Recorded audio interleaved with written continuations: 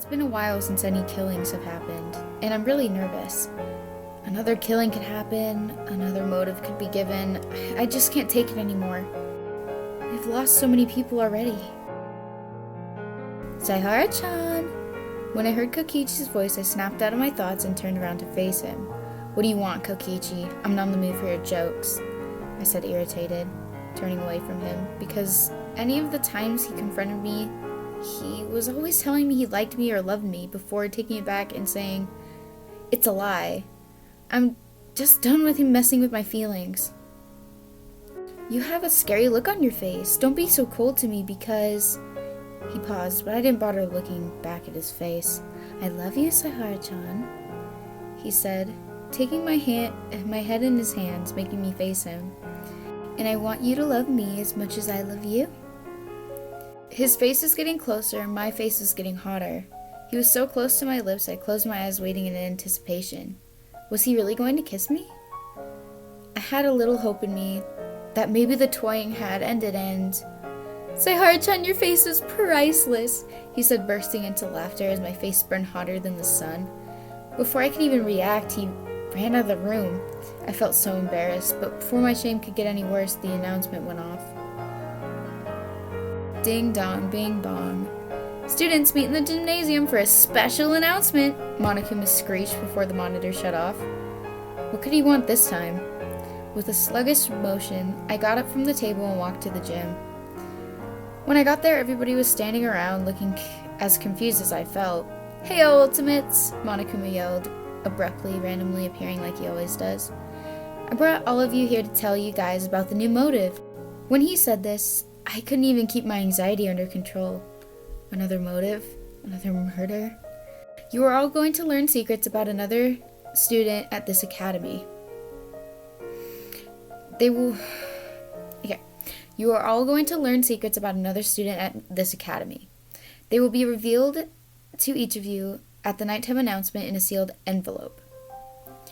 Have fun killing," he said before disappearing as abruptly as he came. What is he going to tell people about me? The sealed envelope. I just stared at it. I couldn't bear the thought of having something personal of somebody else's, and someone having a personal thing of mine. My heart was pounding as I took the letter in my hand. I slowly opened the letter and looked down on it. My eyes widened when I saw the name. Kokichi Oma. I got Kokichi's letter? I read the page. Kokichi Oma is the leader of a gang of pranksters with 10 members, is afraid of being alone, has attachment issues from abandonment, is madly in love with Shuichi Saihara. I slowly read through the last one. He loves me? Then why is he always toying with me? I looked back at the other ones, and the realization kicked in. He must be afraid of getting attached to me, so whenever he shows his real feelings, he pushes me away because he was afraid of being abandoned. I could feel my cheeks get wet before I realized I was crying.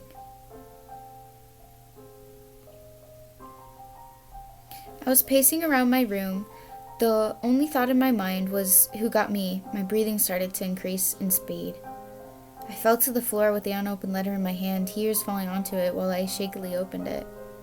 Shuichi Saihara is self-degrading, has low self-esteem, is afraid of being alone. Biggest fear is abandonment, has a crush on Kokichi Oma. Saihara-chan has the same fear as me, and he likes me. My face went hot at the thought of him liking me back. Maybe I should just tell him, because he must feel the same way according to this letter. He might be mad at me, but he might be mad with the way I'm always toying with him. Knock, knock. Startled, I hesitated before walking over to the door. I opened it to reveal Saihara-chan? Saihara-chan, what are you? I started to ask him, but was cut off by his arms being wrapped around me. He didn't say anything while my face was burning with embarrassment. I'm usually good at playing it off, but I can't suppress my blush while he is hugging me. Kokichi, I'm sorry, he said, confusing me. Why is he sorry? No, Saihara-chan, I should be sorry. I've been messing with you, and you have every right to be mad at me. I said, trying to keep my tears at bay. Kokichi, I wanted to apologize for not realizing it sooner, he said into my shoulder where he put his head when he hugged me. I should have never been rude to you for your behavior towards me because you were only doing what you felt would protect you. But I want to tell you right here and right now, Kokichi. He paused, looking into my eyes after raising his head. I won't abandon you, he said with a smile, causing the tears I was trying so hard to hold back to come pouring down my cheeks. I tried to cover my eyes with my hands, only to be met with Sayara's hands. His thumbs wiped away the tears while his hands were gently placed on both of my cheeks. He didn't say anything, he only pulled my face towards his. I could tell he was nervous because his face looked uncertain and his hands were shaking against my cheeks. But before I could say anything, he gently kissed my lips. I just stared at him wide-eyed, and seeing his eyes were closed, I closed mine too.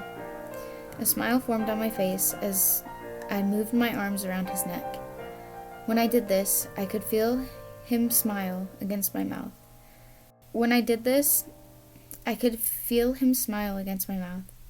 And he moved his hands to my hips, deepening the kiss. We both stayed like this as long as we could before breaking apart for air.